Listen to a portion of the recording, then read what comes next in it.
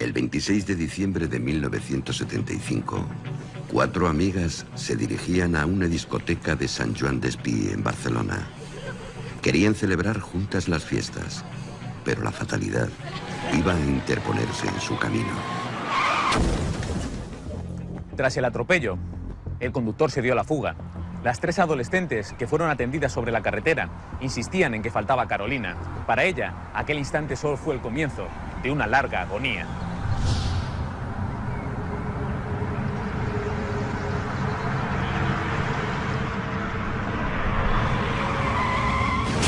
Los primeros testigos que llegaron al lugar atendieron a las jóvenes que estaban malheridas, pero se encontraron de que las 4 chicas que iban solo aparecieron los cuerpos de 3. Posteriormente llegaron más vecinos, llegaron las ambulancias de asistencia, hicieron una batida por el lugar, pero no encontraron a la 4ª chica. El impacto ha lanzado a la joven de 13 años lejos de la carretera. Solo el hombre que la ha atropellado puede saber exactamente dónde está. Finalmente, regresa. Pero en lugar de dar la voz de alarma, toma una decisión difícil de comprender. Opta por llevársela y ocultarla. Traslada a Carolina Llaurado a la trastienda de la farmacia en la que trabaja como dependiente. La joven está inconsciente y malherida. Necesita atención médica. Sin embargo, la abandona en el suelo helado, solo protegida por unos plásticos. En este caso parece ser que el sujeto no tenía antecedentes y es probable que su vida posterior haya sido relativamente normal. Por lo tanto, los rasgos que comentamos seguramente se mantendrían a un nivel subclínico y ante una situación extrema como la que tuvo que afrontar, se activó este temor desproporcionado, desajustado y esta falta de sentimientos de afecto, de ternura, de piedad, de compasión, que tienen que activarse en cualquier sujeto normal ante una niña herida y ante las características, ante la situación que se ha comentado. Yo creo que principalmente fue llevado por el miedo. O sea, todo fue miedo y la culpabilidad. La culpabilidad de he atropellado a alguien y lo he dejado tirado. No sabes si esa persona está viva o está muerta. Cada vez que tiene oportunidad, el captor trata de desinfectar las heridas y alimenta a la joven con comida para bebés. A pesar de ello, Carolina empeora. Con su extraño comportamiento, la está condenando a muerte. Hay algunos aspectos de este caso que sí que podríamos asemejarlo a un síndrome que es poco conocido, que se llama el síndrome de Lima. Así como el síndrome de Estocolmo hay una autodefensa inconsciente del secuestrado, en el síndrome de Lima hay una autodefensa también inconsciente del secuestrador, que lo que busca es la exculpación o el perdón de su víctima. Y lo hace a través de cuidarlo bien, de curarlo, de ser amable con él. Hay sujetos que se disocian en cuanto a que se desdoblan. Entonces pueden tener un comportamiento, digamos, de una forma y otro de otra. Y ejerce como 2 roles simultáneos y complementarios, o a veces contrapuestos, pero siendo el mismo sujeto. Entonces aquí esta persona, pues a lo mejor llevaba un papel de empleado de una botiga, de una farmacia con relativa normalidad, y a la vez estaba materializando un comportamiento delictivo, alternando los 2 roles. Y como si cuando estás con uno no te quieres enterar del otro. El día 4 de enero de 1976, cuando va a visitarla, descubre que ha fallecido. Sin conmoverse, la traslada al lugar en el que la atropelló y la arroja a una acequia. 2 días después, el cuerpo será recuperado. Los médicos determinarán que, con los cuidados convenientes, Carolina hubiera sobrevivido. Cuando encuentran el cadáver, que en un principio vendría a ser unas 24 o 36 horas después de la muerte, en un principio parece una víctima simplemente de atropello.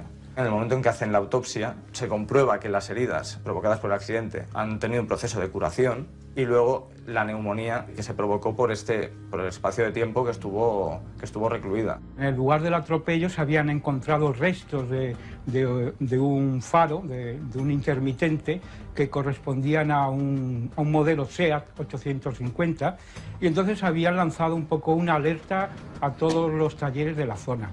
Y fue precisamente un taller el que dio la noticia de que ellos habían reparado un modelo parecido, bueno, un 850, y también informaron de que ese coche pues estaba abollado tanto en el capó como en el techo. A las pocas horas hubo una detención, concretamente a un vecino de Cornellá que se llama Antonio Romero. ¿Cómo nadie se dio cuenta que el SEAT 850 había desaparecido? Luego, el muchacho este fue a trabajar como empleado de farmacia. ¿Cómo los dueños o los compañeros no se dieron cuenta que la actitud que tenía este chaval, que estaba tensionado porque escondía un cadáver y porque tenía que ir a darle de comer y curarla cada día, no se dieron cuenta de la conducta anómala que estaba manifestando? Además, ¿cómo los mismos empleados de la farmacia o los propietarios no se dieron cuenta que en su trastienda había una persona herida o cadáver? Y nadie dijo nada. Se llegó a pedir pena de muerte para el conductor Antonio Romero Zoroa. Finalmente, fue condenado a 22 años de prisión por homicidio, detención ilegal y omisión del deber de socorro. Para la justicia, el caso quedó cerrado, pero su comportamiento, aún hoy, resulta humanamente inexplicable.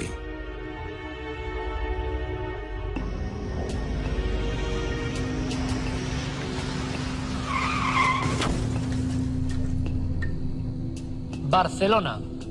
La extraña muerte de Carolina Llauradó. Titular: curaron sus heridas. Reportero y firmante de la crónica: Paco Pérez Avellán. En aquel entonces, enero del 76, en Diario Pueblo. Hoy, además de otras muchas cosas, flamante director del Departamento de Criminología de la Universidad Camilo José Cela y amigo de este programa. Paco, bienvenido, buenas noches. Muchas gracias, es un placer estar aquí. Paco, por lo que pudisteis saber, aunque creo que era una época donde la información había que arrancarla con piqueta, ¿no? Hablamos de 1976. Claro, mucho silencio. Muerto Franco hacía muy poco tiempo. Pero te voy a hacer varias preguntas que, por ejemplo, viendo el caso, a mí me quedan ahí, creo que los espectadores también. Si pudisteis saber algo, Paco, vamos a ver. Son 4 niñas, ¿no? Sí. Una la atropella, queda en una cuneta. ¿Y las otras niñas qué hacen? Por lo visto, en el aturdimiento del golpe, etcétera, se las llevan. Se olvidan de la amiga. Y la niña creen que la han secuestrado. Lo cual es cierto. Lo que pasa es que el secuestro no se produce en el momento mismo del atropello, sino que aparece el presunto implicado desde el principio, es el que regresa luego con nocturnidad, a solas, con algo que ha preparado. No me cabe ninguna duda que lo tiene pensado. Decía, a mí me parece que en absoluto improvisa. No es que vaya allí y se encuentre la niña, está mala y quiere llevarla a algún sitio donde la atienda. No, no, tiene preparado un plan que no revela a nadie. Se la lleva durante un tiempo. Se le muere, porque no podía ser de otra manera. La niña, además... Era mucho más grave el traumatismo y las heridas de lo que pensaban. Hace frío, es decir, estamos hablando de invierno. Enero. Estamos hablando de que la niña no está suficientemente en estas condiciones, además de coma, abrigada. Que además la da de comer lo que no es adecuado. Es decir, que ella, al parecer, la autopsia al final demostró que había muerto de una neumonía. Es decir, que como consecuencia de todo esto... Peor el remedio que la enfermedad, y el Paco. maltrato al que es sometida con este secuestro, fallece como consecuencia de todo ello. ¿Qué pretendía este individuo? Yo creo que no es simplemente un conductor casual, es alguien que quiere estar a solas con una niña de 13 años que no le puede contestar, que no puede entrar con él en ningún tipo de intercambio de ninguna clase, pero que él, con poseerla de esta manera, se siente mejor. Es decir, yo creo sinceramente que este individuo pretende algo que no sé si le salió o no, que es estar a solas con una persona que es un poco, me recuerda al carnicero de Milwaukee cuando intentaba hacer esclavos de las personas. Bueno, el carnicero de Milwaukee era un individuo que secuestraba chicos jóvenes y muchas veces les taladraba la cabeza con un taladro para convertirlos en una especie de zombie y hacer de ellos sus esclavos. Bueno, pues de alguna manera esta persona quizá tenía dificultades de relación con la gente en general, tenía una posesión y obsesión quizá con las chicas y con las chicas jóvenes, y que en esta ocasión había conseguido una chica que no podía defenderse, que estaba totalmente a su disposición. Eso es tan extraño que durante mucho tiempo la mantiene, pues claro, cualquier persona, claro, piensen ustedes en ustedes mismos, se conmoverían al ver que la chica en las primeras horas no reacciona, no despierta, no va a mejor, sino que le sube la fiebre o entra en un coma todavía más profundo, o en fin, o se produce cualquier tipo de alteración, vómitos, en fin, cualquier cosa que a cualquier persona nos asustaría. A este no, porque es su juguete, es su tesoro, es lo que él ha obtenido en función de algo que pretende y que no le sale bien. Luego hay otra cosa, Pau, que no acabo de entender muy bien y que le agrega más, no sé, aura de extraño en este caso. Este individuo, a un grupo de niñas, claro, es que además cuando uno va en diferentes lugares ve a la gente caminando junto a los arcenes, ya puede pasar, golpea a una de ellas, hay un aturdimiento general que se explica difícilmente.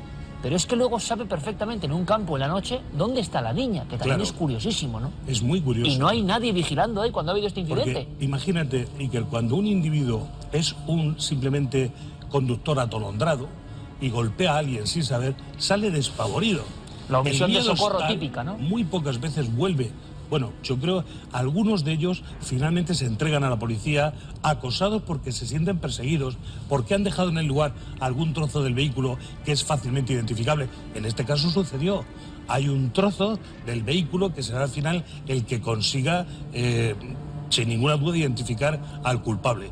Pero en cualquier caso este individuo vuelve con la precisión absoluta porque sabe dónde ha sido, porque no se ha dejado llevar por el pánico al final en ningún momento. Él vuelve a lo que realmente pienso yo que era al final el objetivo. El objetivo era obtener una chica de este grupo para tener con ella una cuestión absolutamente individual, a solas, etcétera, que naturalmente no podía desenvolverse de otra manera, dada la naturaleza de las heridas, que como se desenvolvió. Pero ahora a lo mejor tenía la esperanza de que estuviera menos herida y por lo tanto pudiera llevar a cabo sus deseos. Por ejemplo, supongamos que quisiera tener un esclavo, una persona que le hiciera compañía o que le obedeciera.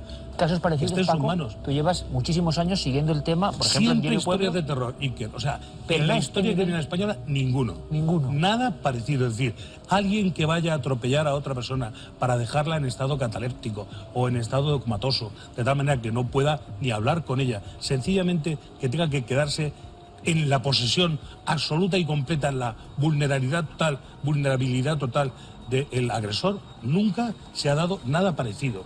En las historias de terror de Stephen King, en las historias de terror, sí, es donde nos encontramos a personas capaces de pensar en esto o en esos criminales reiterados en serie que se pueden estudiar en los Estados Unidos y que se han investigado mucho más allá que nosotros aquí. Sí que encontramos personas que lo que pretenden es convertir a los seres humanos en peleles. Pero es curioso, Paco, me acabas de leer la mente, yo me imaginaba historias tipo de Stephen King, ¿no? Sí. El extraño accidente de alguien que... Pero le doy la vuelta a la historia solamente para, bueno, justificar un poco una balanza equilibrada.